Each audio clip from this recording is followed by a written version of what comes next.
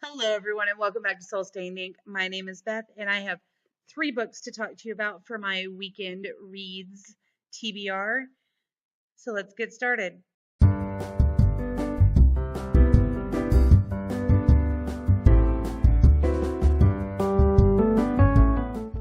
This past week, I did not read a whole heck of a lot of anything. So, in case you're wondering, you've already seen all the books that I'm going to talk to you about. There's no getting around it. However, I have a really good excuse. No, I don't. I binge watched a bunch of stuff on Netflix. But if you haven't watched Atypical yet, you need to get to watching Atypical.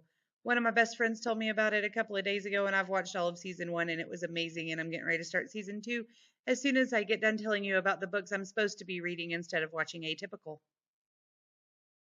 I also binge watched all four of Eliza Schlesinger's comedy specials that are also on Netflix. Those things. Watch Atypical, watch Eliza Schlesinger, and I'm getting ready to binge watch all of Penny Dreadful because it's October, which is not really a reason because I would watch it anytime anyway. However, if you haven't watched Penny Dreadful, watch it. It's great. It's creepy. It's horrible. It's very horrific. If you don't like horror, don't watch it, but it's amazing.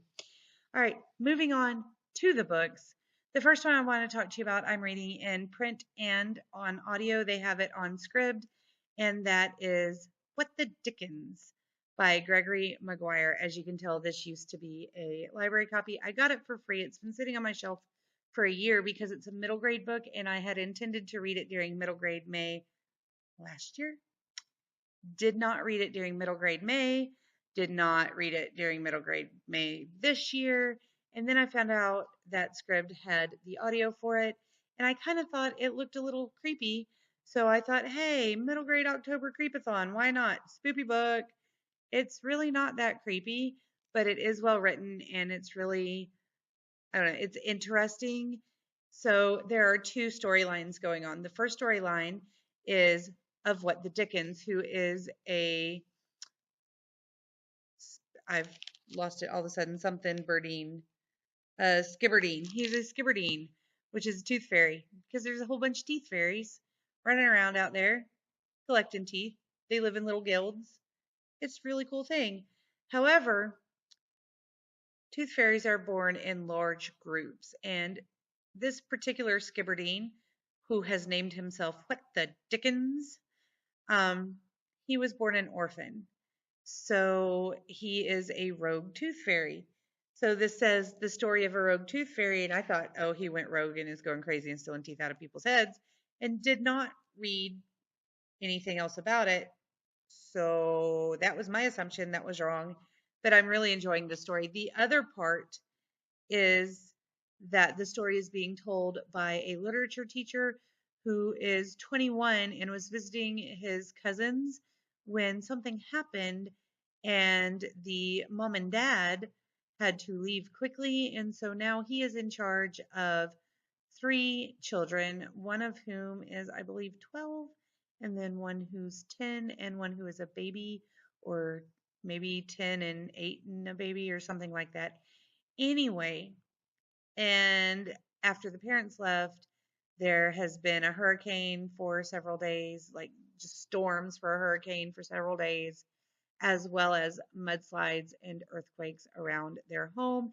They live on a hill, but everybody around them was forcefully evacuated the day before. And so now he's telling them the story of the Skibberdine to try to keep them calm and keep them at home where the generator's not working and there's not really any food left.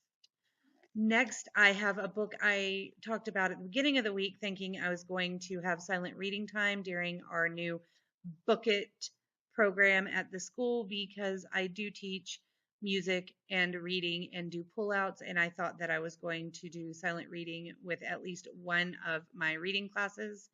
However, that did not happen because we had a pizza party during that hour today. So, Boo La La, which is by Rebecca Gomez. This is the first book, Go School for Girls. I think it's book one anyway.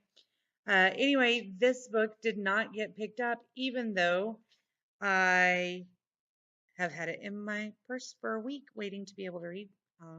It's 103 pages, and basically, this is an academy for ghost girls, but they think their new teacher might be human.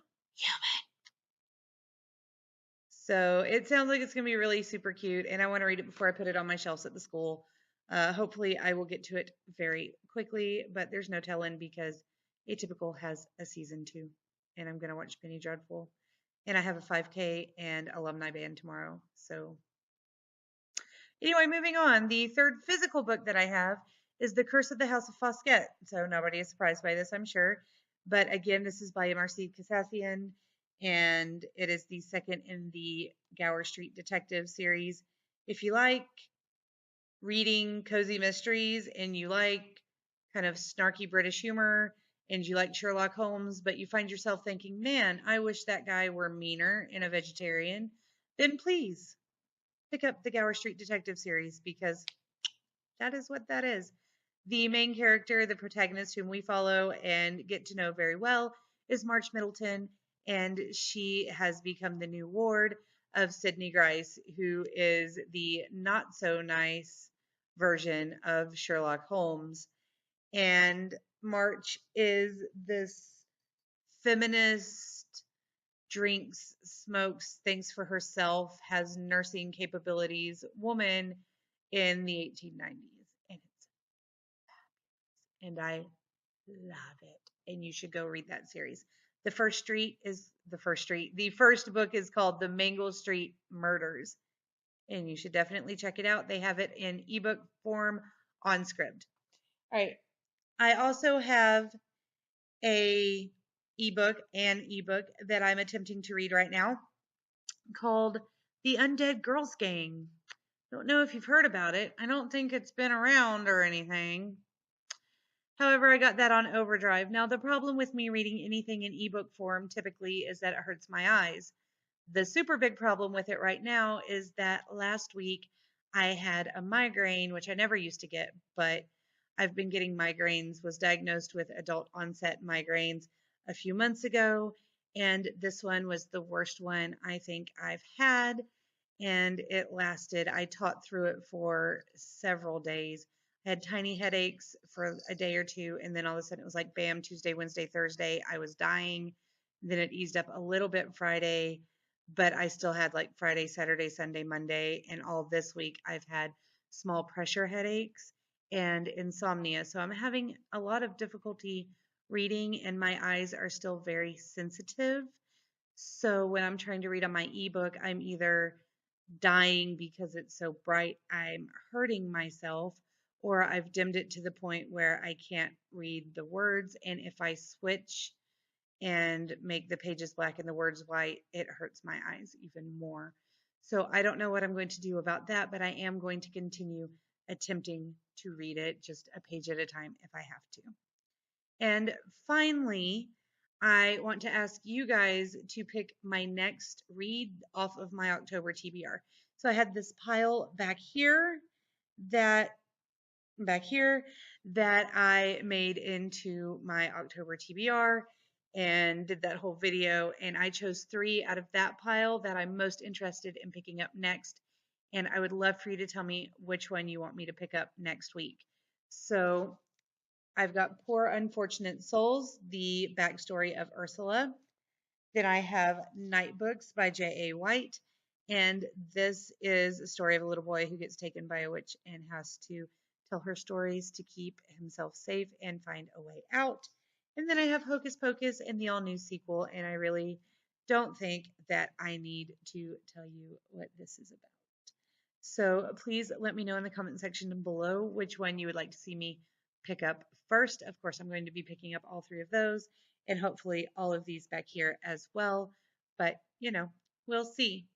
So before you go, I do want to show you one more thing that has nothing to do with books and everything to do with the fact that we had the Book It Pajama Day today. That is the new pajama bottoms I got. You gotta see this. You guys. They're nerdy foxes. Nerdy foxes. I am so happy. All right, that's all I have for you guys today. I hope you have a wonderful weekend. Read as much as you can. Enjoy some great family time or whatever it is you're doing. I'll talk to you again soon. Until next time, read a good book. Bye.